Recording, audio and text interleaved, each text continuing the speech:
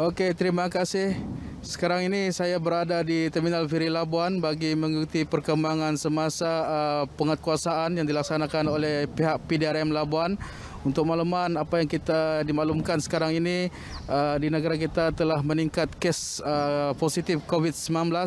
Jadi di Labuan pihak polis telah melakukan pelaksanaan penguatkuasaan di pintu-pintu masuk Labuan, terutamanya di Terminal Feri Labuan dan juga lapangan terbang Labuan. Oleh itu, untuk mengikuti perkembangan sekarang, saya bersama dengan Ketua Polis Labuan, Superintendent Muhammad Farid Ahmad, bagi mengetahui perkembangan semasa yang dilaksanakan oleh pihak polis. Assalamualaikum dan selamat pagi, Tuan. Waalaikumsalam, selamat pagi. Okey, Tuan, saya nak tanya, sekarang ini di Labuan telah dilaksanakan penguatkuasaan, terutamanya pintu-pintu masuk yang melibatkan Terminal Feri Labuan dan juga lapangan terbang Labuan. Dan juga dimaklumkan seluruh kawasan di pesisiran pantai Labuan juga turut dilaksanakan penguatkuasaan. Jadi bagaimana perkembangan sekarang, Tuan? Ya, seperti mana yang kita sedia maklum, pada 3 hari bulan yang lepas, 3 hari bulan Oktober, kawalan rentas daerah di Sabah telah dilaksanakan dan ini menyebabkan wilayah Persekutuan Labuan juga terkesan.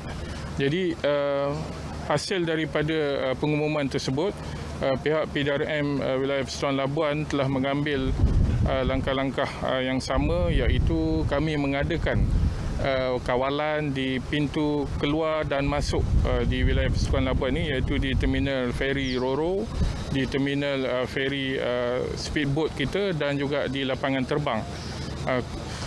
Setiap feri dan kapal terbang yang mendarat di Labuan ini, kita membuat pemeriksaan ke atas penumpang-penumpang, ya, sama ada mereka ini mempunyai permit keluar daripada daerah di Sabah untuk tugasan-tugasan seperti bekerja di Labuan. Begitu juga sebaliknya, apabila rakyat warga Labuan yang hendak keluar ke Sabah, kita mesti mengingatkan mereka supaya mereka ni semua perlu mendapat permit keluar daripada Labuan untuk ke daerah-daerah di Sabah.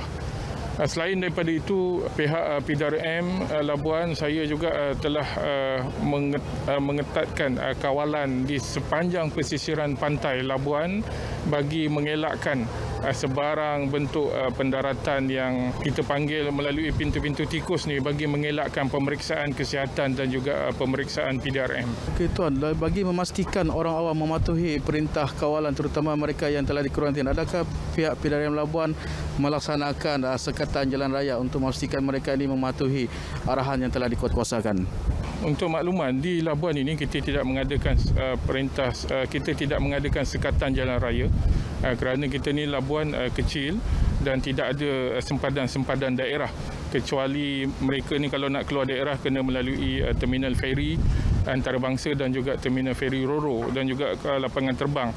Oleh itu, untuk memastikan pihak PDRM melaksanakan penguatkuasaan pemantauan terhadap SOP-SOP, dan yang terutamanya selepas 27 hari bulan di mana ramai warga Labuan yang balik daripada Tanah Besar Sabah yang dikarantin.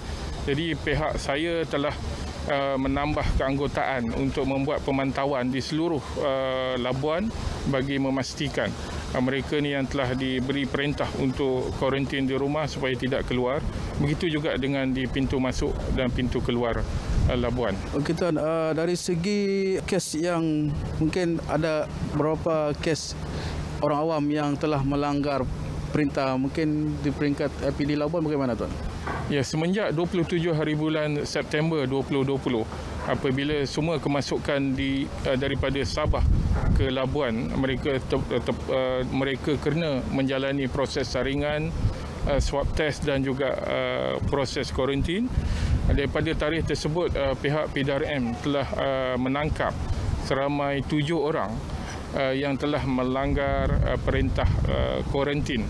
Dan ketujuh-tujuh mereka ini telah pun dibuka kertas siasatannya dan menunggu keputusan daripada pihak peguam negara, sama ada untuk nak dituduh di mahkamah ataupun sebaliknya. pihak PDRM sangat menyeru kepada orang awam, kepada semua warga Labuan ini untuk menyalurkan, untuk memberi perkongsian maklumat.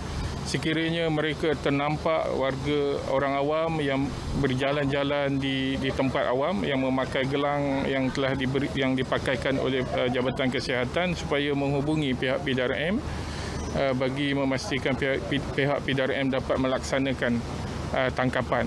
Dan pihak saya juga mengambil langkah proaktif untuk membuat rondaan di sekitar bandar di Labuan ini dan di luar daripada kawasan Labuan bagi memastikan semua mereka yang diarah untuk kuarantin di rumah ini mematuhi arahan tersebut. Sekiranya mereka gagal untuk mematuhi arahan, mereka bolehlah kenakan tindakan di bawah Seksyen 269 Kanun Kesesahan, iaitu dengan cuai menyebarkan penyakit berjangkit. Mungkin Tuan, soalan yang terakhir secara ringkasnya, mungkin Tuan boleh berikan nasihat kepada orang awam untuk mematuhi SOP PKP yang telah dilaksanakan, Pak. Saya menasihatkan dan juga menyuruhlah kepada orang awam yang tinggal di Labuan ini. Yang pertama, sekiranya tidak ada apa-apa urusan, yang penting maka duduklah di rumah sahaja. Dan kalau ada urusan yang penting, keluarlah untuk melaksanakan urusan tersebut, kemudian balik ke rumah. Bagi mereka yang di kuarantin ini, tolonglah jangan sekali-sekali untuk keluar daripada rumah, kerana kita tidak tahu apa kondisi kesihatan yang ada pada diri kita. Selagi keputusan ujian saringan itu tidak keluar, so mintalah berada di rumah sahaja. Patuhilah arahan yang telah diberi oleh Jabatan Kesihatan. Okey Tuan, terima kasih. Itulah tadi sedikit sebanyak perkembangan semasa yang telah dilaksanakan oleh PDRM Labuan dalam menguatkuasakan pematuhan SOP PKP di Labuan. Oleh itu saya berharap warga Labuan haruslah sentiasa mematuhi SOP PKP yang telah dikuasakan agar memastikan penularan pandemik COVID-19 ini dapat dikekang dengan sebaik-baiknya. Itu sahaja daripada saya bersama dengan Ketua Polis Labuan, Superintendent Muhammad Farid Ahmad dari Labuan. Sekian.